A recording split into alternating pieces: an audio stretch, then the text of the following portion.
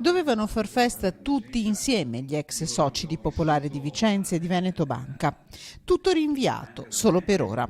Il fondo d'indennizzo doveva partire con le procedure con la decorrenza di 180 giorni per la presentazione delle domande entro lo scorso 26 luglio.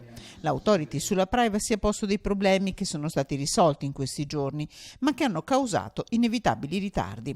I risparmiatori sono disposti ad aspettare. Ci auguriamo che nei prossimi giorni, come garantito dal ministro Tria stesso e anche con l'intervento dell'onorevole Bitonci e sottosegretario Villarosa, il fondo parta per la prossima settimana.